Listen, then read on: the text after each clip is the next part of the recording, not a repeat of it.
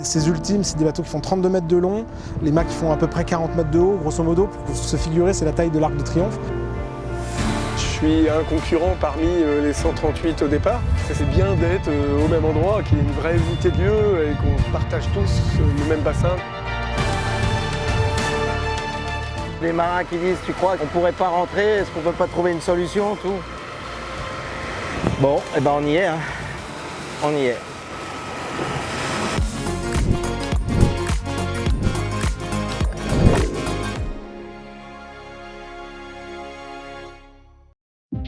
Tu peux mettre ton appli devant déjà, Loïc, parce que à mon avis ça va partir assez vite.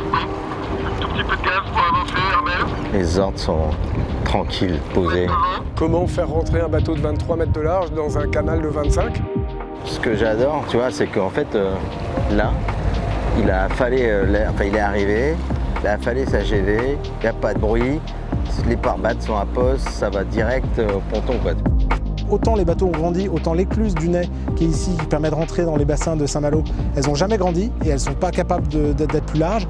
Et elles font, à peu de choses près, la taille des ultimes en largeur. Donc on savait que c'était un gros défi technique de les faire rentrer parce que c'est au chausse-pied.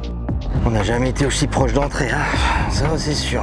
On va le déhaler à la main et il y aura besoin un peu d'angle. Après on imagine qu'une fois dans l'écluse, c'est une glissière, ouais, voilà. Et après, une fois qu'il est lancé, il ne faut plus s'arrêter, quoi. Grosso modo, c'est ça. Ça me fait quelque chose de voir ces grands bateaux rentrer dans les écluses parce que c'est la concrétisation de beaucoup de réflexions, de beaucoup de travail avec tout le monde et que ça va être hyper spectaculaire et qu'on a créé les conditions pour que ce spectacle, le moment venu, soit génial pour le grand public. Ouais, donc là, on arrive au point un peu critique, là. Par exemple, les pare-battages carrés comme ça, il ne faut pas qu'ils viennent s'accrocher tu vois, qu'ils viennent accrocher dans le coin. S'ils crochent dans le coin, ça décale le cul et comme c'est vraiment très serré, les plans porteurs ils sont sortis là-bas, donc faut pas qu'ils aillent frotter à un bout du quai, quoi. De toute façon, maintenant on fait plus marche arrière. Géométriquement ça passe. Après il y a quelques mesures à prendre pour que ça se passe bien. On a vu que c'était un vrai travail collectif, hein.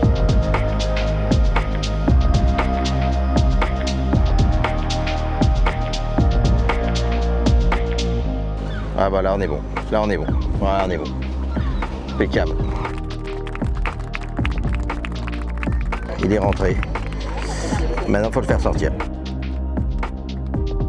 Yes. Ah, puis il se met au ponton, il fait tout comme il faut. On est armé pour pouvoir faire cette manip-là avec des conditions un peu plus dures. Là, les conditions étaient idéales.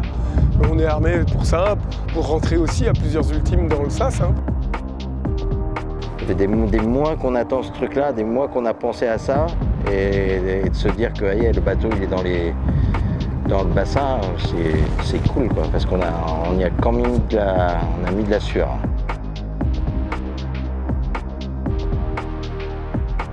C'est ma première route du Rhum en tant que directeur de Sport Pen Week et que le fait de pouvoir réaliser cette promesse qu'on s'était donnée, c'est la finalité de notre métier. C'est pour ça qu'on fait ça. L'idée de les mettre dans les bassins, c'était pour que le grand public se rende compte de la démesure de ces bateaux et de l'idée que des hommes seuls pouvaient traverser l'océan là-dessus. C'est un truc de dingue. Les 8 concurrents de la classe, là, alignés tout le long sur le ponton là, ça va avoir de la gueule.